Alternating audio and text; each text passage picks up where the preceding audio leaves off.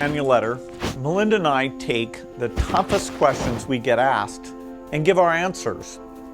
One that's come up for a long time is, as we make the world healthier, is the population going to get so big that feeding everybody and maintaining the environment is going to be impossible? Here we can see a chart that looks at the total world population over the last several hundred years. And at first glance, this is a bit scary. We go from less than 1 billion in 1800, and then 3, 4, 5, 6, and 7.4 billion where we are today is happening even faster. So Melinda and I wondered whether providing new medicines and keeping children alive, would that create more of a population problem? What we found out is that as health improves, families choose to have less children. And this effect is very, very dramatic. We find that in every country of the world, this is repeated. The population growth goes down as we improve health. So we've taken that chart that shows the global population growth, and we've actually extended it out all the way to 2100. And we can see that instead of continuing, it actually flattens out. Another way to see that is through this rate of population growth. And you can see that in the 60s, that reached a pretty high number, over 2% per year, and it's now come way, way down. Now, 11 billion people, still a lot, but the good news is that the faster we improve health, the faster family size goes down, and so we can feel great about saving those lives.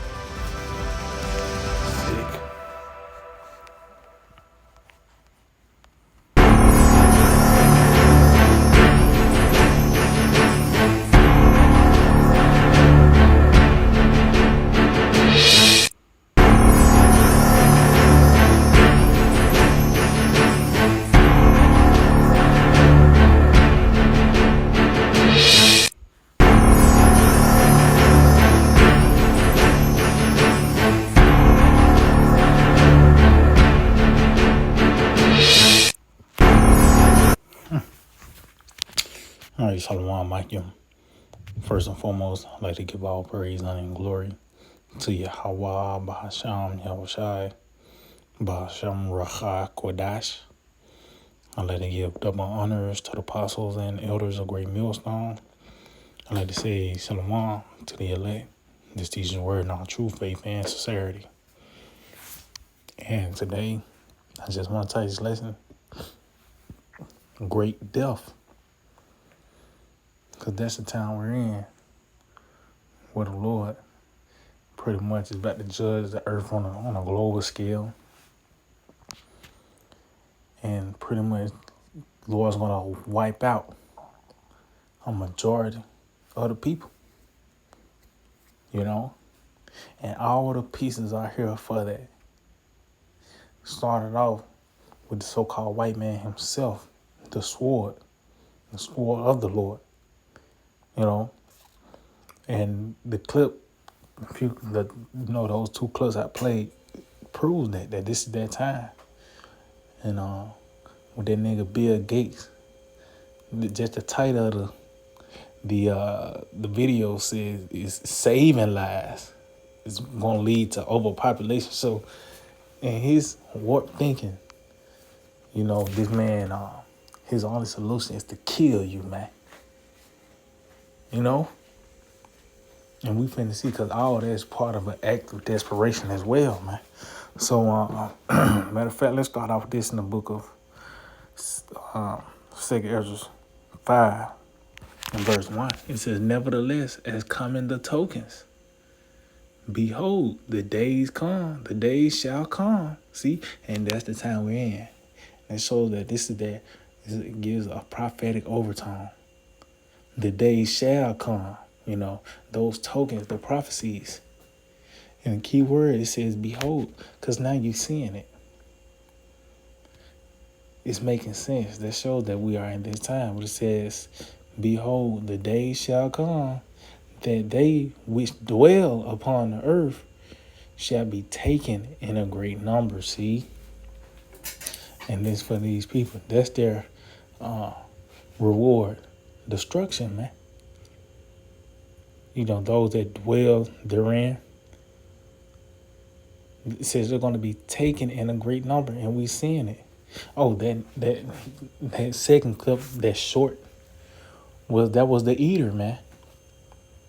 You know, which it runs off biofuel, which is, you know, your body, and it shows that they are anticipating a large number of deaths, and the way they're going to clean it up, you know, is through those through that one of those machines is that eater, man. That's a depopulation tool. You know how you got an excavator to dig holes and shit. You got certain machinery for certain tasks, certain job. You might have a crane to, you know. But this nigga got an eater to pick up dead bodies, man. That's on the scene now. That's in the movie. That just shows that we are in the time now, man. It says, they that which dwell upon earth shall be taken in a great number, and the way of truth shall be hidden, and the land shall be barren of faith. Yeah, and guess what? When all hell break loose, the truth is not going to be available then. That's when the doors of mercy are shut. That's when the Lord is going to turn away his face when that wrath comes. You know? But it says these people are going to be taken in a great number. Mass death. Matter of fact, let's get that 2 Ezra 16. 2 Ezra 16 and 18. It says the beginning of sorrows and great mourning. See, we just in the beginning stages of this. Just because, you know, you might have to have you might see the news expounding on the troubles that's taking place on the earth. You know, some in Australia happening, and you got the news in Australia bringing forth the said perils that was written in the scriptures. You know, draconian laws being passed, or you might see in another country sedition among men. Even here in Babylon the Great, it might be on the other side of Babylon. Wherever you may be, you're hearing about, you know, sorrows and great mournings. But it says the beginning. So that just shows you it's going to intensify. It's going to come into its perfection. It says the beginning of famine and great death. See? And that famine is another thing that's going to contribute to it, which, going back to Esau eating the so-called white man, is going to be a man-made famine. You know? And it's going to play a part with the CHIP, the charisma. But it says famine and great death. That word great pretty much goes into the highest degree. You know, the highest degree, the perfection of it in its fullness. So death is going to be in its fullness. That's why in this time right here, you know, under the rule, the watch of the so-called white man, his age, in it and everything can kill you. See, the ways of death has been broadened. See, you can die by any and everything now. So it was a handful of things you could die by back then. It was a certain pestilence. You know, you might get an infection, or you might die by the sword or from the beasts of the field. You know, it was a handful of things you could trace back, you know, and okay, it was by the arrow or a serpent bit them or some shit. And this time, you can die by a car accident. The roof can collapse on you. You know, you took the wrong pills. Some sort of is that, you know, you didn't know you was allergic to peanuts. You end up getting some shit, you know, some unsalted peanuts from the gas station, and you found out you was allergic to them by the way of you dying. You know, those are just some of the things that just scratching the surface concerning how you can die in this time. But it says great death, because so the Lord is going to take it down. That means any and everything gonna kill you from the different pestilence, you know, to the it tells you even the beasts of the field. When you read, I believe that's the book of Wisdom Solomon, the 11th chapter, the 17th chapter, concerning the newly created beast. It tells you that even the sight, you're going to die, you're going to fall apart, your heart going to faint from the sight of looking at these beasts, man. But most importantly, what's going to contribute to this great death is the so-called white man. Esau Edom himself. Just going back to those clips, Bill Gates. You gotta look at the title of the video. It's saving lives will lead to overpopulation. So that means in their warped thinking, the solution is to kill you, man. You know? So that's why I said that great death, because now guess what can keep a needle, just some clear liquid, and a needle. That's all it takes now. To the extreme of troops kicking in your door, all the way to the max of the missiles, man. It says the beginning of famine and great death, the beginning of wars, and the power shall stand in fear, the beginning of evils. What shall I do when these evils shall come? See? And the only thing we can do is hope that the Lord keep us. Because just going back, the Lord is going to turn his face. You know, those doors of mercy is going to be shut. So now we know what to pray for. The Lord to keep us when the wrath to come. You know? Oh, there's the way jump up the first 17 said, who going to deliver me in those days? Well, we know the answer is Yahweh Shai. He got the power to save. It's in his hands to save. So that's why we look to him. You know, Yahweh Shai. So just going back, that it's this devil. He's going to contribute, you know, to the slaying, you know, that death. This is Ezekiel 21, verse 9. And Esau is the sword of the Lord. So it's really the Lord. But his tool in this time is Esau. That's why this nigga got fighter jets and shit. His military, it tells you concerning this devil. You go into his military might. Those teeth, we go into like the fourth beast, the Roman Empire, which is now, this is the revised Roman Empire, but it tells you that fourth beast, one of the characteristics Daniel seen when he seen that fourth beast was his great iron teeth. So this man, and he have a very powerful military might in this realm. So that's why the Lord is going to use this man to bring a lot of death, man. Ezekiel 21 verse 9, Son of man, prophesy and say, thus saith the Lord, Yahweh, Ba'ashem Shai, say a sword is sharpened, and also furbished. See? So this is the Lord, this is a commandment that tells that Esau is pretty much, because Esau is the sword. He has been sharpened, this man, and his military gear, you know, from him upgrading his night vision goggles to him getting fucking killer robots, man. The sword is sharpened. It said it is sharpened to make a sword slaughter, see? So it's not just to get you to, the Lord's gonna make a point through this devil, man.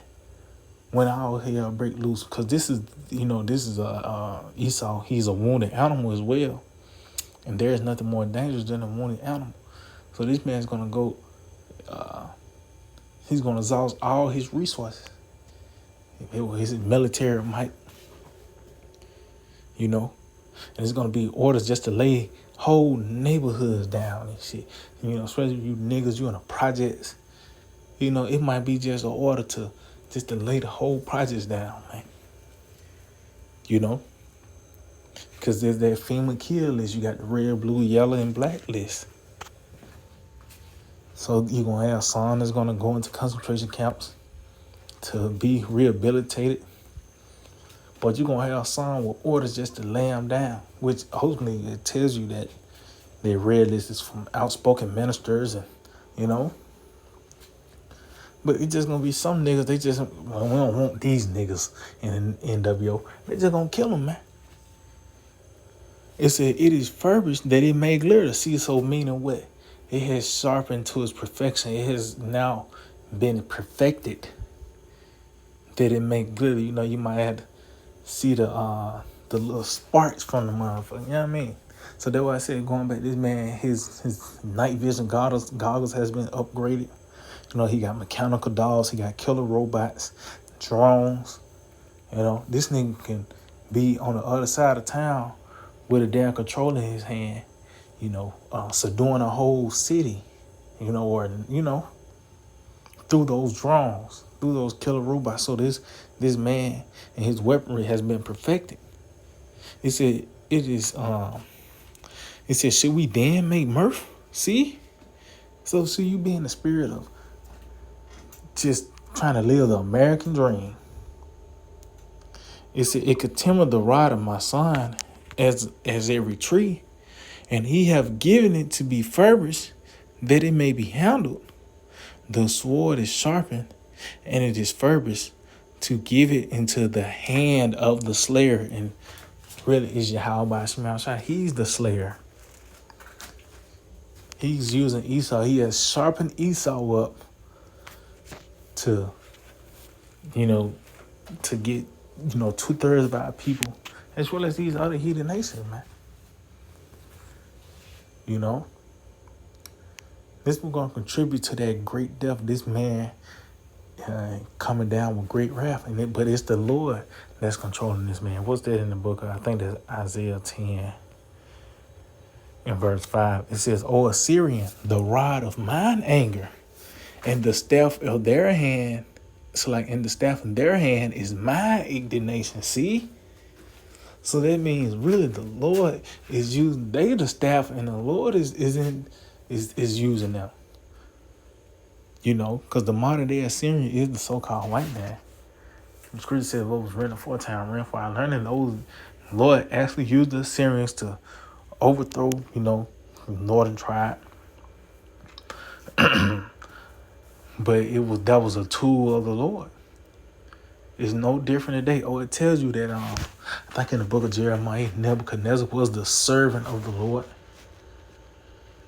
Matter of fact, let me get that real quick.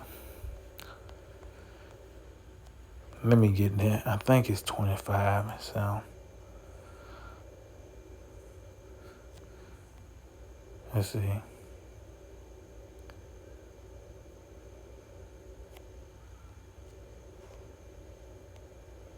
Yep, this is it. Jeremiah 25, verse 9. It says, behold, I will send and take all the families of the north, saith the Lord, and Nebuchadnezzar, the king of Babylon, my servant, and will bring them against this land and against the inhabitants of, and against all these nations round about, and will utterly destroy them and make them an astonishment and a hissing and perpetual desolation. See, so as you can see, the Lord, he already said it was Nebuchadnezzar. That was his servant. That wasn't of Nebuchadnezzar. That was the orders of Yahweh Shema Shai through Nebuchadnezzar, man. You know? It's no different today with the so-called white man. He is a servant of the Lord, tells that in the Romans 13th chapter. But this man is what's going to contribute to great depth. Why you think Bill Gates on the scene? You know, they got all these different tactics, these different advances that's going to contribute, that's contributing to death, starting with these different philosophies, these different wayward ways of life, such as the Alphabet Club. But this nigga gonna take it a step further, just killing you on the spot, man. You know? It's gonna get real, man. But great death, we're in the season of that. So that just shows that great deliverance. That's the balance. That's in the midst as well. You know? So yeah, I just hope that we're edifying. I'd like to give all praise, honor, and glory to Yahweh, Ba'asham Yahushai, Ba'asham Racha Kodash. I'd like to give them honors to the apostles and elders of Great Millstone. Shalom to the elect that teach the word in all truth, faith, and sincerity. DTA, Bible, soon, very soon.